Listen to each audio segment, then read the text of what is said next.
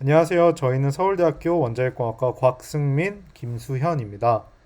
저희는 SMR을 2028년까지 이제 보급하기 위해서는 규제 개선이 필수적이라고 생각하는데요. 그래서 오늘은 이 SMR 보급을 늦추고 있는 규제에 관해서 이야기를 해보려고 합니다. 저희는 원자력 혁신은 규제 혁신에서 시작한다고 생각을 합니다. 그래서 지금 저희가 이 규제 혁신을 강조를 했는데 이게 어떤 맥락에서 나오는지 이제 앞으로 논의를 한 뒤에 이제 다시 돌아오도록 하겠습니다. 그래서 저희 이 원자력계 전체 공동의 목표는 결국 SMR을 에너지 시장의 게임 체인저로 만드는 것입니다.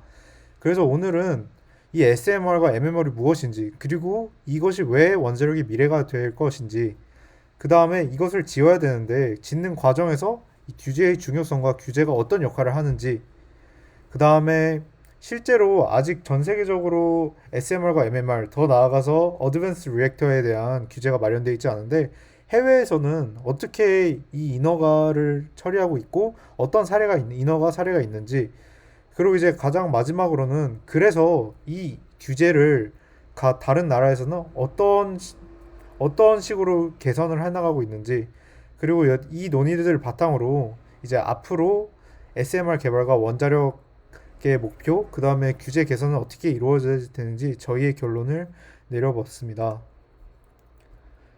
그래서 처음으로 이제 SMR 그리고 MMR에 대해서 말씀드리자면 둘 다 이제 기존의 전통적인 대형 경수로에 비해서는 규모가 많이 축소되었습니다. 대형 경수로와 이제 가장 큰 차이점이라고 한다면 우선 코어 파워 덴시티, 그래서 출력 밀도가 굉장히 낮아졌고 그로 인해서 높은 안전성을 담보할 수 있습니다. 그 다음에 기존 대형 경수로는 주로 가압 경수를 형이었다면 이제 소형 원전 같은 경우에는 초고온 가스로 용융염 원자로, 그다음에 나트륨 원자로 등 다양한 형태의 원자로를 쓸 수 있습니다.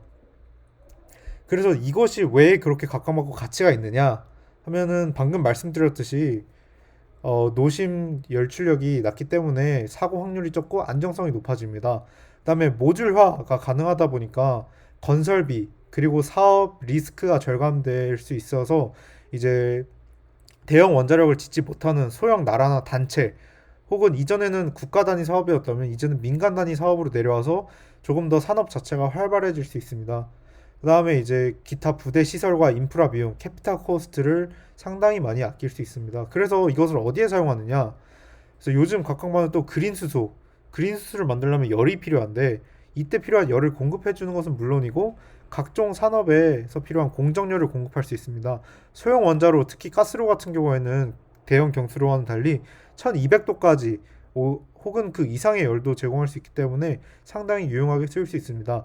그 다음에 대형 경수를 비해 작고 이제 움직일 수 있던 폴터블 하다 보니까 군사용 혹은 오지나 극지, 그다음에 우주 탐사 등 아주 특수한 환경, 아주 harsh한 환경에서 사용할 수 있다는 장점이 있습니다. 그래서 전 세계적으로 상당히 많은 SMR과 MMR이 지금 개발되고 있는데요.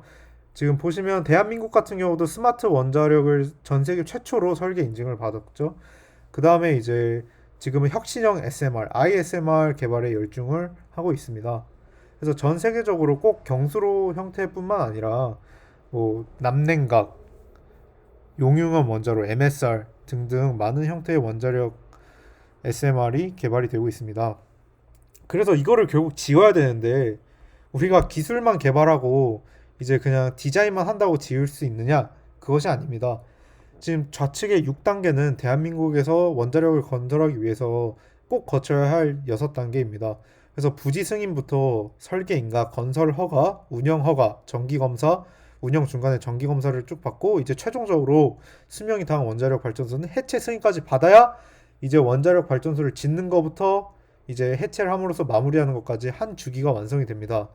그래서 현재 대한민국 같은 경우에는 APR 1400과 OPR 등등이 한국에서 설계 인가를 받았는데요. 그렇다면 어드밴스 리액터를 지금 대한민국 땅에 지을 수 있을까요? 답은 NO입니다. 왜냐하면 기술이 완성되지 않는 것은 차치하고 이것을 설계 인가를 내줄, 이것이 안전하다라고 판단할 규제 체계가 없기 때문입니다. 그래서 이것을 비록 기술적인 어떤 한계를 극복한다 한들 이런 안전 기준 및 규제 체계가 없기 때문에 지금 보급이 많이 지연될 것으로 생각하고 있고 저는 지연될 것이라고 생각을 하고 있습니다. 그래서 이것은 지금 IAEA 리포트인데 모든 SMR, MMR 개발 현황들을 모아서 이제 뭐 보급 계획, 재원 등을 집대성한 책입니다. 그래서 여기 보면 빠르면 2019년부터 이미 라이센싱에 들어갔다라는 계획이고 지금 늦어도 스마트 같은 경우가 가장 늦는데 계획이 늦어도 2028년에는 상용 운전을 하겠다, 커머셜 오퍼레이션을 하겠다. 인데 지금은 아직 전 세계적으로 라이센싱은커녕 라이센싱을 그냥 규정과 규제조차 마련되지 않고 있기 때문에 않고 있습니다. 그래서 이것이 저는 어드밴스 리액터의 보급을 늦추는 가장 큰 이유가 아닌가 생각을 합니다. 그렇지만 지금 아직 규제가 마련되지 않았지만 해외에서는 인허가를 받은 사례가 지금 있습니다. 대표적으로 미국의 뉴스케일과 중국의 초고온 가스로인 HTR PM인데요. 어떻게 인허가를 받을 수 있었는지 한번 알아보도록 하겠습니다. 뉴스케일 같은 경우에 인허가 과정을 혁신과 규제 개선으로 압축할 수 있습니다. 뉴스케일의 이 소형 원전 같은 경우에는 기존 대형 경수로와는 달리 펌프를 사용하지 않고 자연순환, 자연냉각으로 작동하는 원자로입니다. 그러다 보니까 이제 녹화 상황 혹은 사고 시 대응 시나리오와 이제 작동 원리가 상당히 다른데요. 그 때문에 기존 대형 경수로의 기준을 적용하는 게 적합한가라는 논의가 이루어져 왔습니다. 그래서 가장 대표적으로 이제 10 CFR 50.62 규정, 이제 스크램 관련된 규정인데 이것도 보시면 결국 하는 말이 뉴스케일 같은 경우에는 내재적으로 탑재가 되어 있거나 이제 대형 경수로에 비해 원리상 적용이 불가능하다, not applicable 하기 때문에 이 조항은 면제해달라 해서 총 17개 조항을 면제를 받았습니다. 그래서 결국은 기존 대형 경수로 기반 규제에서 이제 하나하나 소명 과정을 거쳐서 우리는 이 조항은 적용을 받지 않는다, 이 얘기가 다르다를 이제 소명을 해서 결국 인허가를 받아냈습니다. 그래서 결론적으로 말하자면 뉴스케일의 인허가는 따로 어드밴스 리액터를 위한 규제를 마련하고 허가를 받은 것이 아닌 기존의 대형 경수로 체계 안에서 이제 인허가를 받은 케이스입니다. 중국 같은 경우에는 이제 HTR PM이 얼마 전에 그리드에 연결이 돼서 생산을 하고 있는데요. HTR 같은 경우에는 뉴스케일은 경수로 기반이었지만 HTR 같은 경우는 완전히 다른 형태의 노형입니다. 이거 같은 경우는 트리소 퓨얼을 이용한 초고온 가스로인데요. 이 경수로 기반의 원자력과 작동 원리 자체가 굉장히 다르기 때문에 이 규제를 어떻게 정했냐 해서 보니까 중국 같은 경우에는 HTR PM을 이제 그리드에 연결하기 전에 HTR 10이라는 연구용 원자를 운영하였는데요.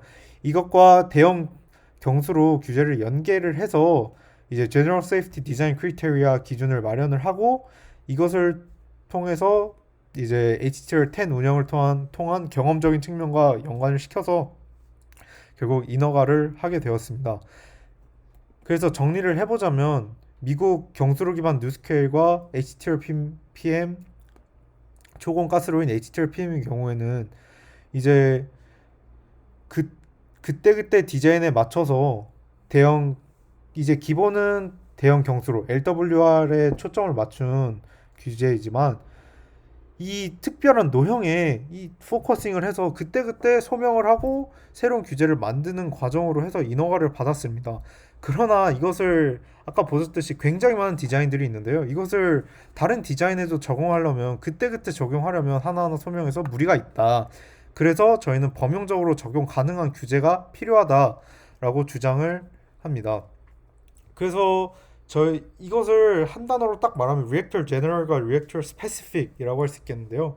이게 무슨 뜻이냐 하면은 지금 보이는 것은 다양한 SMR, 육상용, 해양용, 그리고 이제 좌측에 보이는 그래프는 이제 리액터 베셀의 크기에 따른 파워인데요. 이게 일정한 추세를 가지고 있는 게 아니라 각각 원자력마다 아주 재원이 상이합니다. 출력이 적게는 25메가와트 전기 출력부터 많게는 450까지. 그 다음에 이제 전기 출력이 크다고 무조건 리액터 베슬 크기가 큰 게 아니라 이제 제원과 원자력 노형의 특성, MSR과 LWR, MSR과 LFR 이런 식으로 어떤 노형에 따라 상이하다 보니까 이 기준을 그때그때 맞추면 이게 어드밴스 리액터를 보급하는데 시간이 지연될 수밖에 없습니다. 그래서 이렇게 리액터 스페시픽, 뉴스케일과 HTL과 같이 리액터 스페시픽한 규제가 아니라 좀 범용적으로 쓸 수 있는 리액터 제너럴한 규제 마련이 시급하다고 생각합니다. 그래서 미국 같은 경우는 실제로 네이마법과 네이카법을 트럼프 대통령이 사인을 했습니다. 이게 무슨 법이냐면 결국은 이제 어드밴스 리액터를 염두에 두고 만든 법인데요. 네이마법 같은 경우에는 결국 하고자 하는 얘기가 우리는 어드밴스 리액터를 빨리 도입하는 것이 중요하므로 빠르고 효율적인 그렇지만 안정성을 담보하는 규제를 만들어라. 그리고 아주 이례적으로 기간을 정해놨습니다. 2027년 마지막 날까지 이 규제 체계를 마련을 해라. 해서 이제 법안 자체에 이 규제를 만들라는 것을 촉구하는 내용이 담겨져 있습니다. 그 정도로 지금 어드밴스 리액터를 위한 규제 마련은 아주 시급한 사안입니다. 그래서 저희의 결론입니다. 그래서 여태까지는 대형 경수를 기반 체계에서 이제 어드밴스 리액터 모델들이 제시가 되었고 뉴스케일과 HTR PM은 인허가는 났지만 이 새로운 어떤 되게 리액터 제너럴한 어드밴스 리액터 규제를 적용받은 것이 아니라 기존 경수로 규제에서 각 디자인에 맞는 사항을 면제받거나 조정을 해서 일부 조정을 해서 인허가를 받았습니다. 그러나 이제 다양한 재원을 가진 어드밴스 리액터 효율적인 보급을 위해서는 새로운 규제 및 인허가 체계를 만들어야 되는데 아주 포괄적으로 모든 이제 디자인들을 담을 수 있는 규제가 필요합니다. 지금 그래서 결국 이제 규제를 만든다. 그래서 이 규제가 무엇이냐 하면은 현재 각국의 원자력법은 IAEA의 펀다멘탈을 따르고 있는데요. 이제 우측 그림에 보면 IAEA 이제 규정에 Safety Fundamental Requirement, 그다음에 Guide 이렇게 세 가지로 위계가 잡혀져 있는데 이것과 1대1 대응이 되게 각 나라의 법과 실정에 맞게 각 나라에서 법이 검토되어 있습니다.